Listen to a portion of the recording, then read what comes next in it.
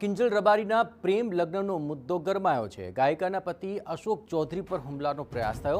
વિવાદ બાદ છૂટાછેડાની પ્રક્રિયા દરમિયાન હુમલાનો પ્રયત્ન કરવામાં આવ્યો। આ છૂટાછેડા મામલે અશોક ચૌધરીની અસહમતિને લઈને પણ હુમલો કરવામાં આવ્યો। 4 શખ્સોએ તીક્ષ્ણ હથિયાર વડે હુમલો કર્યો હતો। અશોક ચૌધરીએ 4 શખ્સો સામે ફરિયાદ નોંધાવી છે। સમી પોલીસ સ્ટેશનમાં ફરિયાદ નોંધાઈ છે।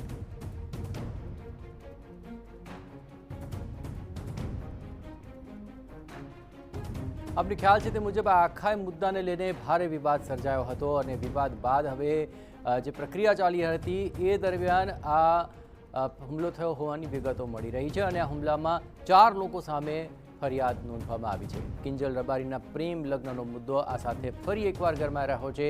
કિંજલ રબારીના આ પ્રેમ લગ્નથી જ આ વિવાદ શરૂ થયો હતો અને ત્યારબાદ છૂટાછેડાની વાત અલગ થવાની વાત સામે આવી પણ ગાયિકાના પતિ અશોક ચૌધરી પર હવે હુમલો થયો છે। વધુ વિગતે વાત કરવા માટે જોડાઈ રહ્યા છે ટીવી 9 સંવાદદાતા સુનિલ પટેલ। સુનિલ, આખરે હુમલો કયા કારણોસર થયો, શું સમગ્ર ઘટના ઘટીને હાલ શું કાર્યવાહી?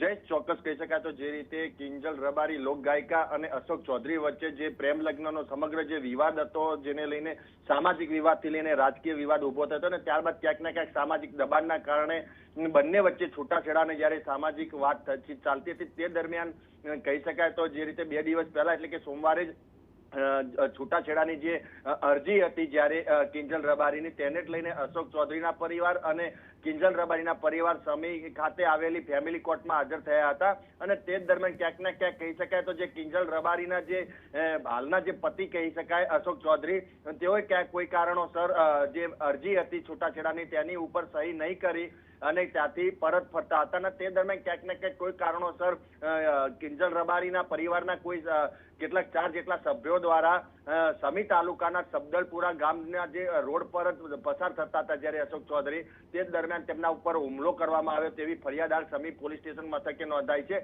અને ત્યારબાદ કહી શકાય તો આ સમગ્ર મામલે હવે ફરી એકવાર વિવાદ અને કહી શકાય તો જે મામલો છે તે સામે આવી રહ્યો છે। હવે જોવાનું એ રહ્યું છે કે જે મામલો શાંત પડવાનો હતો ક્યાંક ને ક્યાંક છૂટાછેડાની વાત થતા બંને જે સામાજિક જે પરિબળો હતા ક્યાંક ને ક્યાંક જે રાજકીય જે પરિબળો હતા તેને કામે લગાવી અને બે સમાજ વચ્ચે કોઈ વિવાદ ના થાય વિખવાદ ના થાય તેને જ લઈને આ છૂટાછેડા સુધી વાત પહોંચી હતી તે હવે ફરીવાર આ કયા પ્રકારનો રંગ ધારણ કરશે અને કોઈ આગળની આ જે સમગ્ર નજર છે તેના ઉપર સામાજિક પરિબળોની પણ નજર રહેશે। જયેશ, બિલકુલ સુનિલ, તમામ પરિબળો પર આપ નજર રાખતા રહેજો। તો હવે જોવાનું રહેશે કે આ સમગ્ર મામલે ફરી કોઈ સામાજિક કે રાજકીય પરિબળ વચ્ચે આવે છે કારણ કે આ સમગ્ર મામલે અશોક ચૌધરી પર હુમલો થયો અને છૂટાછેડાની અરજીને લઈને આ મામલો ફરી વિવાદમાં આવ્યો છે।